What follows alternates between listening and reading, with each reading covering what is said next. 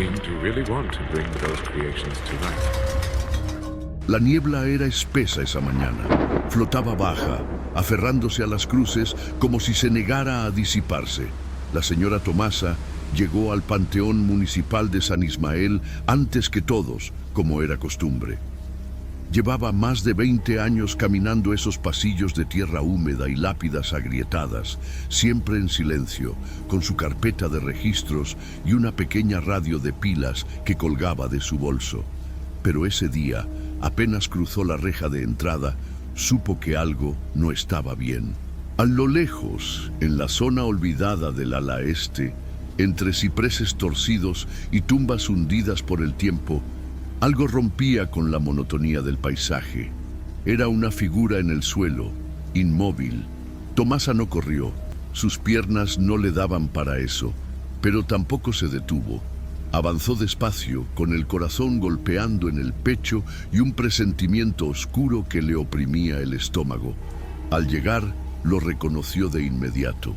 Genaro Castillo, el cavadón más viejo del cementerio, yacía boca abajo sobre una tumba cubierta de maleza. Llevaba su radio en una mano, aún encendida pero muda, y su linterna apagada colgando del cinturón. Su cuerpo estaba rígido, no había sangre, no había signos de pelea, solo el silencio y los ojos. Los ojos de Genaro seguían abiertos, fijos en un punto invisible, completamente desbordados de terror. La expresión de su rostro no era la de un simple fallecido, era la de alguien que había visto algo imposible de describir. Tomasa se llevó una mano a la boca. No lloró, no gritó, solo sintió cómo el aire se volvía más pesado, más denso, como si el mismo panteón estuviera conteniendo el aliento. Fue entonces cuando lo vio, una inscripción nueva sobre la piedra donde él estaba tendido. No era un rayón hecho con cuchillo ni un grafiti de adolescente. Era una frase grabada profundamente, con precisión, como si hubiera sido tallada con herramientas de un cantero. Y sin embargo, nadie había escuchado nada. Nadie había visto a nadie entrar. La frase decía: "El que se burla de los muertos, duerme con ellos". Tomasa retrocedió un paso. No entendía cómo eso podía haber aparecido de la noche a la mañana. Pero lo que sí entendía, con la certeza que solo dan los años y el instinto, era que esa frase no estaba ahí por casualidad. Era un aviso, o peor, una sentencia. En su interior, una voz le susurró algo que no se atrevía a repetir, y por primera vez en años deseó no haber llegado tan temprano. Si te apasionan historias como esta, suscríbete, activa la campanita y cuéntanos en los comentarios cuál ha sido tu peor experiencia en la vida. Hay cosas que uno escucha y ya no puede olvidar. La noticia se esparció más rápido de lo que cualquiera habría esperado. Para el mediodía, todos los trabajadores del panteón ya sabían lo que había ocurrido. La policía llegó, examinó el cuerpo, tomó fotografías, habló con Tomasa y anotó la causa de muerte como paro cardíaco súbito. Uno de los oficiales murmuró que era común en hombres de su edad. Otro anotó en su libreta sin levantar la vista del suelo. Nadie hizo más preguntas. Pero entre los empleados, nadie tragó esa versión. Todos conocían a Genaro Castillo. Tenía 63 años, sí, pero caminaba firme, comía pesado y lo más importante, no tenía miedo de nada, o eso decía él. Lo que sí sabían era que Genaro había pasado la noche solo, haciendo una ronda que nadie más quiso cubrir. Y también sabían exactamente dónde fue encontrado, en el ala este, un sector que la mayoría evitaba incluso bajo el sol del mediodía. Don Aurelio, el velador nocturno, fue uno de los primeros en hablar. No ante la policía, sino entre dientes, mientras limpiaba su termo de café. Dijo que alrededor de las 11:30 de la noche creyó escuchar una especie de grito apagado, como si viniera desde lejos. Pensó que era un gato, pero luego escuchó el nombre de Genaro. 2 veces. No fue un grito, fue un susurro, y no salía de ninguna parte. Aurelio no fue a revisar, se quedó en la garita, quieto, sin moverse, con el pecho tenso y el sudor frío bajándole por la espalda. Le dio vergüenza admitirlo, pero esa noche no se atrevió a encender su linterna. Después, otros comenzaron a recordar cosas.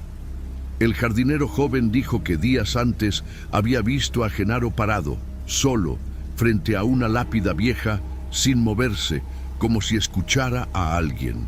La señora Josefina, que lleva flores cada semana a su esposo fallecido, contó que vio luces entre las tumbas a eso de la 1 de la mañana, pero que no eran linternas ni faroles. Se movían de forma errática, como si danzaran. Y aunque nadie se atrevía a mencionarlo directamente, todos sentían lo mismo, que la muerte de Genaro no fue natural, que el cementerio lo había llamado, que algo en ese lugar, algo que llevaba demasiado tiempo en silencio, finalmente había respondido. Desde esa mañana, incluso el viento parecía diferente. Ya no era el mismo que movía las hojas o arrastraba polvo. Era más frío, más contenido, como si soplara desde adentro. Y ahora que lo sabes, te invito a quedarte hasta el final, porque lo que viene no es menos inquietante. De hecho, algunas cosas que estás por escuchar aún hoy siguen sin explicación y siguen ocurriendo. Durante años, Genaro Castillo fue una figura familiar en el panteón municipal. No era un hombre reservado ni especialmente amable. Era rudo, directo y con una risa que incomodaba. Le gustaba burlarse de todo, especialmente de lo que los demás respetaban. Decía que la muerte era solo tierra encima del cuerpo, nada más. Mientras algunos de sus compañeros trataban las tumbas con cierto cuidado, evitando pisarlas, bajando la voz al pasar, Genaro caminaba con las botas embarradas sobre las lápidas, mascando chicle y soltando bromas pesadas. Reía de los nombres antiguos, de las fechas que apenas se leían, de los epitafios cursis como «Descansa en paz» o «Te recordaremos siempre». A veces golpeaba las lápidas con la pala y decía «Despierten, ya es hora de trabajar». Nadie lo enfrentaba directamente. Algunos se reían con él por compromiso, otros simplemente se alejaban. Pero Tomasa, que conocía el lugar mejor que cualquiera, nunca ocultó su disgusto. En más de una ocasión le dijo, sin alzar la voz, «Hay nombres que no se tocan, Genaro. Aquí hay historias que no te imaginas». Él solía contestar con una carcajada seca y una frase repetida, «Los muertos no oyen, y si oyen, que vengan a decirme algo». Tomasa no insistía. Solo lo miraba con esa expresión de quien ya vio demasiado y aprendió a guardar silencio. Ella conocía cada rincón del cementerio, no por mapas ni planos, sino por años de registrar entierros, leer actas viejas, escuchar relatos de veladores que se fueron sin despedirse. Sabía que el ala este, donde encontraron el cuerpo, tenía un peso distinto. Y sabía también que Genaro solía pasar por allí más de lo necesario, como si su arrogancia lo empujara a desafiar lo que nadie veía. En los días previos a su muerte, algo había cambiado en él. Seguía haciendo chistes, pero eran menos frecuentes. A veces, al volver de una ronda, se le notaba pálido.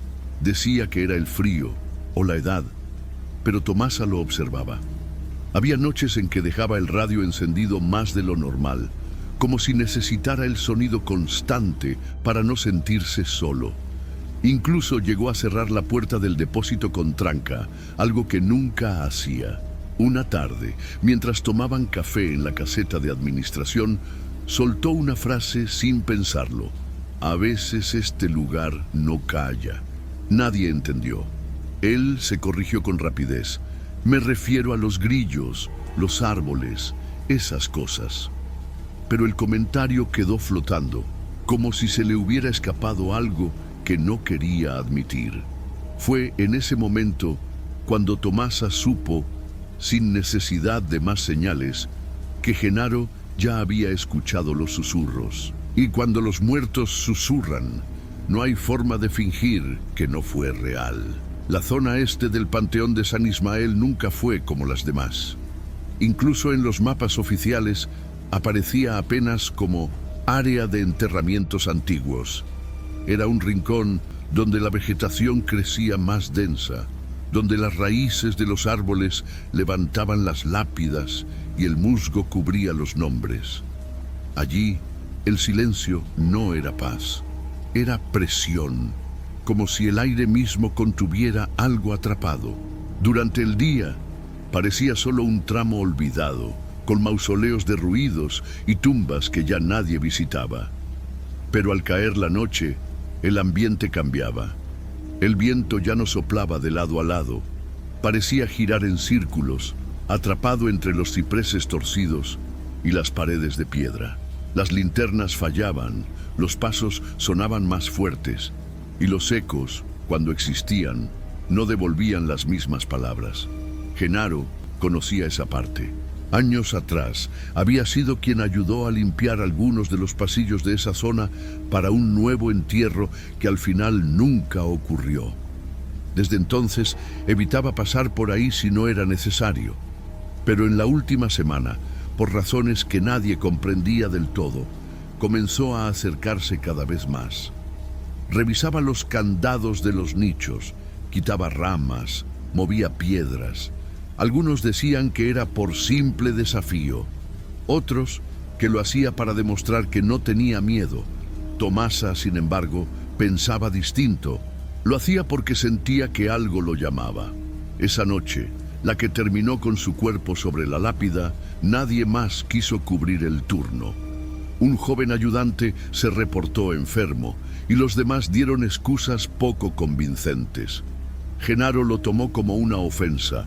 Se rió fuerte en la oficina, lanzó su chaqueta sobre la silla y dijo: «Mejor, así nadie molesta, más café y más tranquilidad». Su risa resonó entre los pasillos, pero no convenció a nadie. Cruzó el portón poco antes de las 10. Llevaba su linterna, su radio viejo sintonizado en una estación de boleros antiguos y la pala al hombro. Saludó a don Aurelio con un gesto burlón y se internó en el cementerio con paso firme. Su sombra, proyectada por la luz tenue, se deformaba entre los árboles. Nadie más lo vio con vida. Aurelio recuerda haber escuchado la radio sonar, después escuchó solo interferencia. Luego, nada. El viento se detuvo. Los perros del barrio dejaron de ladrar. El cementerio se volvió demasiado silencioso, como si respirara despacio esperando. Y tú, que sigues aquí, sabes que lo peor aún no ha sido contado. Quédate hasta el final. Hay cosas que solo tienen sentido cuando se juntan todas las piezas, y en esta historia falta mucho por saber. A la mañana siguiente, mientras el cuerpo de Genaro aún no había sido retirado, Tomasa no se permitió descansar. Su mente no dejaba de pensar en la inscripción. Esa frase no había estado ahí el día anterior. Ella conocía esa tumba. Pasó frente a ella decenas de veces, siempre cubierta por maleza, con las letras casi borradas. Nunca le prestó atención hasta ahora. Después del levantamiento del cadáver, mientras los demás se mantenían alejados, Tomasa entró sola a la sala de archivos. No lo hizo por curiosidad, lo hizo porque algo dentro de ella la empujaba, como si supiera que el verdadero origen de todo estaba escondido en esas páginas viejas, donde el polvo se acumula como una segunda piel. Abrió los libros antiguos, uno tras otro. Buscaba en los registros de enterramientos de principios del siglo pasado, repasando nombres, fechas, causas de muerte. La luz amarilla del escritorio iluminaba los márgenes escritos a mano, muchos ya ilegibles. Fue entonces cuando encontró el nombre que no esperaba: María Ventura, sepultada en 1907, sin datos familiares, sin acta de defunción oficial anexada. Lo que realmente la detuvo fue una anotación en tinta más oscura, escrita con prisa en el margen del folio. Acusada de brujería, murió sin confesión. Lanzó maldición al morir. Se recomienda no perturbar su descanso. Tomasa se quedó quieta, con el dedo sobre la frase. No era la primera vez que veía notas raras en los registros, pero esta era distinta. No era advertencia religiosa, era un ruego desesperado. Cerró el libro despacio, como si al hacerlo pudiera contener lo que acababa de despertar. No sabía si Genaro había leído ese nombre. Probablemente no. Él no leía nada. Pero por la posición en que fue encontrado, por el lugar exacto donde cayó, no había duda. Fue sobre esa tumba, la de María Ventura. Tomasa sintió que todo encajaba. El comportamiento extraño de Genaro los días previos, su insistencia en ir solo, el deterioro de su actitud desafiante. Y ahora, el silencio cargado que pesaba sobre todo el cementerio. No habló con nadie sobre lo que encontró, no aún. Guardó el libro, apagó la lámpara y salió al patio. Desde la reja de administración observó el ala este. La cinta amarilla seguía ondeando suavemente con el viento. Parecía poco, como si alguien intentara contener una tormenta con una cuerda delgada. A lo lejos, un cuervo se posó sobre una cruz oxidada. Tomasa no creía en casualidades, ni en señales evidentes. Pero ese día, al ver al animal inmóvil mirando directo hacia la tumba, supo que el nombre de María Ventura no volvería al olvido. Las horas pasaban lentas, densas, como si el propio tiempo dudara en avanzar dentro del cementerio. A pesar del calor propio de la temporada, el aire en San Ismael se sentía más frío, más pesado. Los trabajadores caminaban con los hombros tensos, evitando el cruce de miradas, como si todos compartieran una misma sospecha, pero nadie se atreviera a decirla en voz alta. Fue entonces cuando empezaron a surgir otros relatos. El primero en hablar fue Bruno, un sepulturero joven que solía acompañar a Genaro en algunas rondas. Dijo que 3 días antes de su muerte lo encontró parado frente a una tumba del ala este, en completo silencio, sin mover un solo músculo. Pensó que se había quedado dormido de pie, pero cuando se acercó, Genaro murmuró algo que no entendió. Lo único que recordó fue que tenía los ojos completamente abiertos, como si estuviera escuchando algo que no provenía de este mundo. Luego fue doña Ernestina, una señora mayor que visita cada semana a su difunto esposo. Contó que durante la madrugada del incidente miró por la ventana. Su casa da justo frente a la barda trasera del panteón y vio luces moviéndose entre los árboles. No eran linternas, no eran faroles, se deslizaban sin dirección fija, apareciendo y desapareciendo entre los mausoleos. Y finalmente, Martín, un guardia de seguridad contratado recientemente para el turno nocturno. Él sí no tuvo reparo en contarlo todo. Dijo que durante su primer recorrido cerca del perímetro aislado, escuchó pasos. Pensó que era un compañero, pero cuando giró la linterna hacia los árboles, vio una figura alta, delgada, de movimientos anormalmente rápidos, que cruzó de lado a lado sin hacer ruido. Martín dejó caer la linterna. Corrió hasta la caseta, vomitó del susto y presentó su renuncia esa misma mañana. Los encargados del panteón, presionados por los rumores, ordenaron reforzar la vigilancia. Pero nadie quería tomar el turno. La zona del ala este fue delimitada con cintas de advertencia y se instalaron 2 letreros que simplemente decían «Área restringida». Aún así, quienes pasaban cerca aseguraban escuchar susurros que no venían con el viento, sino que parecían emerger desde la tierra misma. El miedo se volvió rutina, las rondas se acortaron. Las herramientas quedaron abandonadas en los pasillos. El panteón de San Ismael ya no era solo un lugar de entierros. Era un territorio de cuidado extremo, donde lo que no se ve pesa más que lo que está frente a los ojos. Y si llegaste hasta aquí, ya sabes que esta historia no se detiene. Lo que viene puede ser aún más perturbador. Así que quédate conmigo, porque las piezas del pasado comienzan a encajar y lo que vamos a descubrir no estaba destinado a salir a la luz. Los días siguientes se convirtieron en una cadena de silencios incómodos y miradas esquivas. Los trabajadores del panteón comenzaban a evitar ciertos pasillos, especialmente los que conducían hacia el ala este. Incluso los más veteranos, como don Ciriaco, que había enterrado a medio pueblo, preferían alargar sus trayectos con tal de no pasar cerca del lugar donde Genaro fue encontrado. Tomasa, en cambio, pasaba más tiempo en los archivos. Revisaba viejos planos, cartas, notas al margen que alguna vez parecieron insignificantes. Descubrió que la tumba de María Ventura no tenía visitas registradas en más de 70 años. Nadie había dejado flores, veladoras, ni encargos de limpieza. Era como si, después de ser enterrada, la hubieran borrado. Pero lo que más la inquietó fue una hoja suelta, escondida entre los registros de 1907.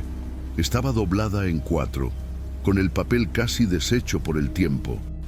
No llevaba membrete, solo una nota escrita con una caligrafía antigua que decía: «Se ruega no intervenir. Su nombre no debe ser pronunciado fuera de esta tierra. Lo que hizo, lo pagó. Pero lo que dijo antes de morir, aún respira bajo la piedra». Esa frase no salía de su cabeza, no por lo dramático, sino por lo específico. ¿Qué había dicho María Ventura antes de morir? ¿Y por qué alguien se tomó la molestia de escribirlo a mano, guardarlo fuera del registro y esconderlo? Mientras tanto, en el cementerio, las señales continuaban. Una mañana, las cintas de advertencia amanecieron rasgadas. No había viento fuerte ni animales en la zona. Martín, el guardia que renunció, regresó solo para hablar con Tomasa. Le pidió que no lo tomara por loco, pero sentía que algo lo estaba persiguiendo en sueños. Dijo que cada noche se despertaba sudando, convencido de haber oído una voz femenina repitiendo su nombre al oído, siempre con el mismo tono, bajo, lento y sin emoción.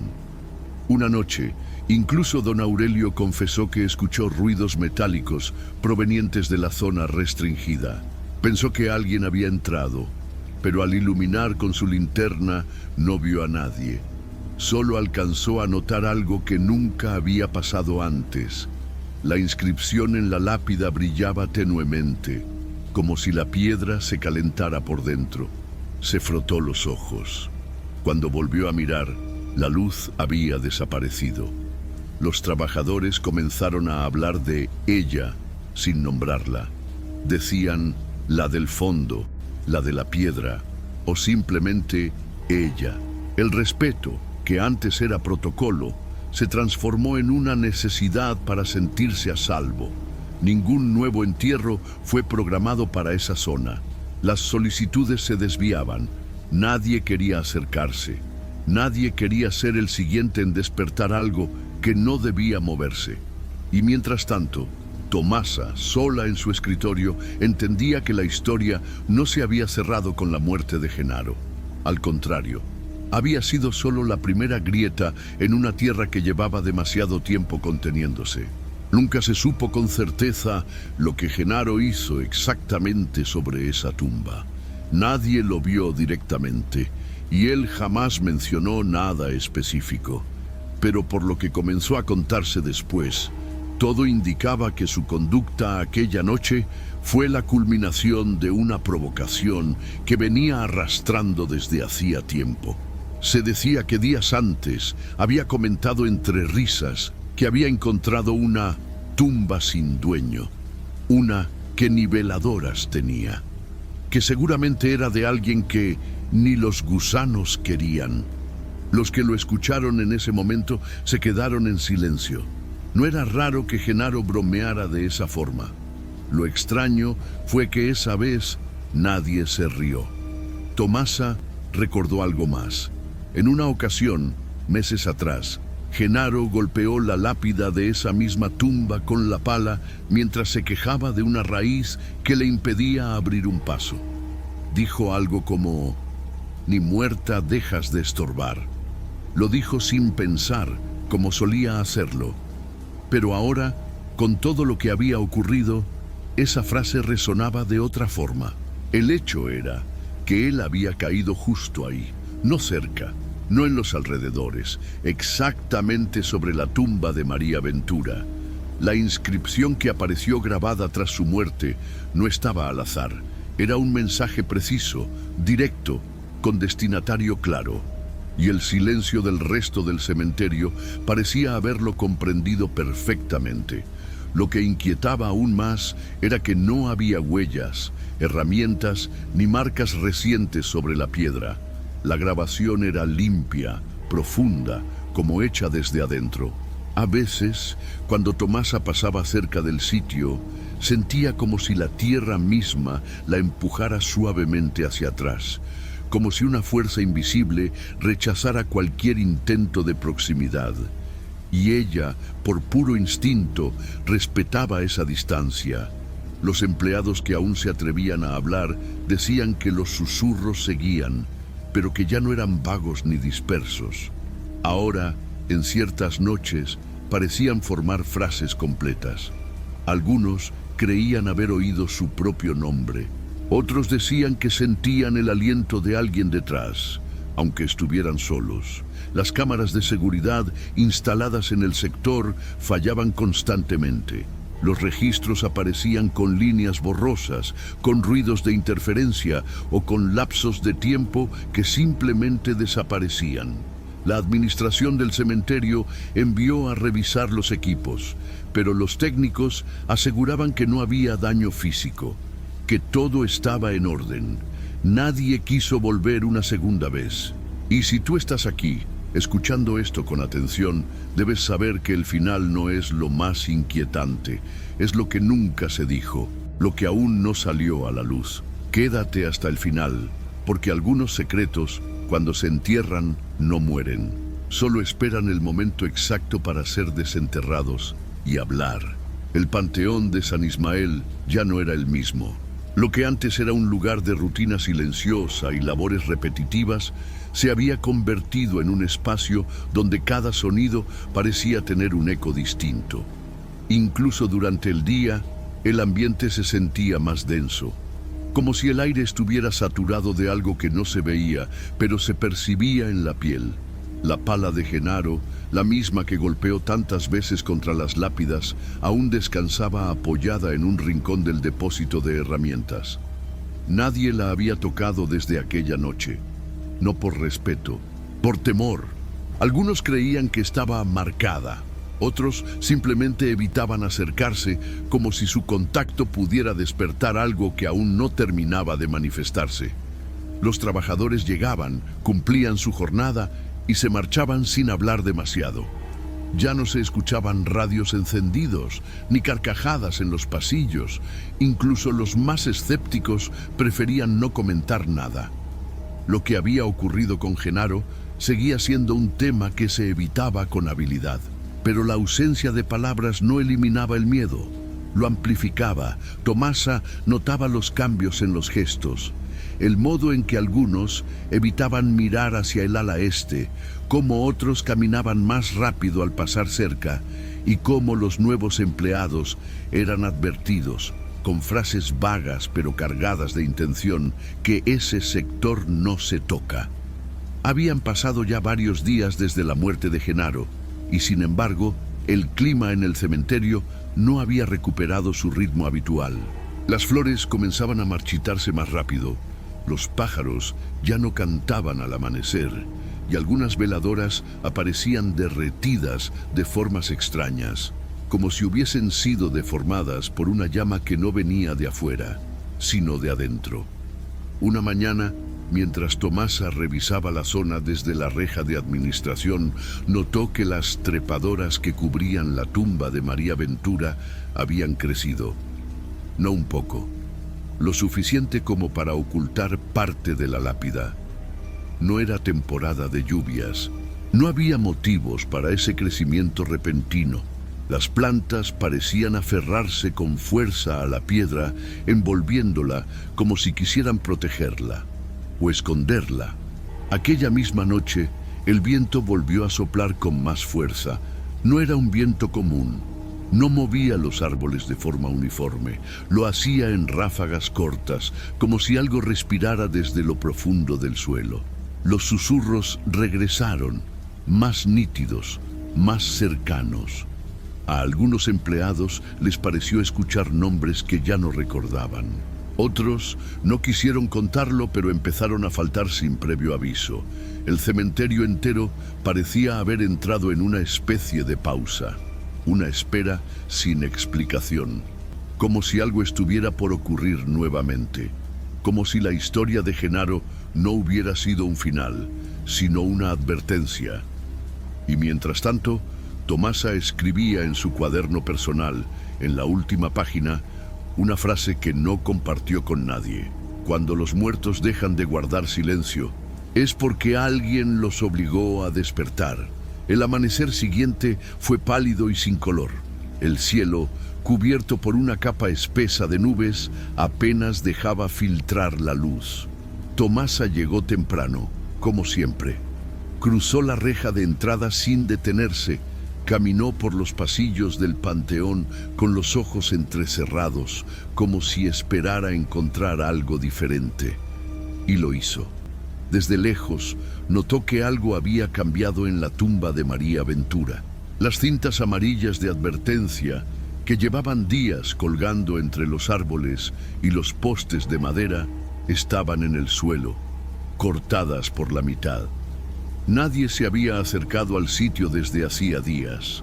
Los pocos que hacían turnos de vigilancia nocturna ni siquiera iluminaban esa zona, simplemente la evitaban. Pero lo más perturbador no era eso.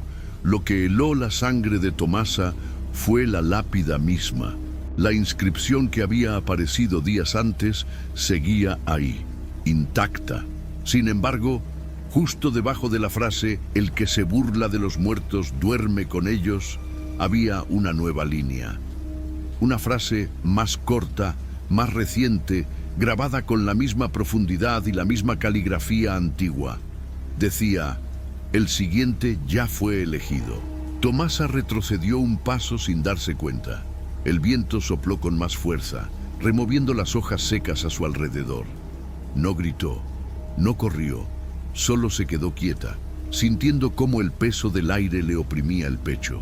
Miró en dirección a la oficina administrativa, donde los demás aún no habían llegado. Por un instante pensó en ir a avisar, en compartir lo que acababa de ver. Pero no lo hizo. Volvió sobre sus pasos, cruzó el patio central, entró a la sala de registros y se encerró por dentro. Encendió su lámpara de escritorio y abrió el cuaderno donde había anotado todo desde el día de la muerte de Genaro. En la última hoja, donde había escrito su frase personal, añadió otra: «No se trata de fantasmas, se trata de deudas no cerradas». A partir de ese día, los cambios en el cementerio se hicieron más notorios. Las visitas disminuyeron, los entierros se pospusieron. Los trabajadores comenzaron a rotar sin previo aviso, y cada tanto alguien aseguraba haber oído un nombre nuevo, susurrado al oído, como si una voz invisible ya estuviera haciendo su elección. Tomasa se mantuvo en su puesto, no por valentía, por respeto. Pasaba más tiempo observando que hablando, y cada vez que pasaba cerca de la tumba de María Ventura, bajaba la mirada, murmuraba algo y apretaba con fuerza las cuentas del rosario que guardaba en el bolsillo. La lápida sigue ahí. Las enredaderas han cubierto casi todo. Pero la frase se mantiene legible. La piedra parece más oscura, más pesada, y aunque el viento ya no susurra como antes, el silencio es aún más difícil de soportar. Si esta historia te llegó al fondo, comparte este video con alguien que nunca haya creído en las advertencias. Porque a veces, lo que uno ignora por orgullo, termina escribiendo su nombre en piedra.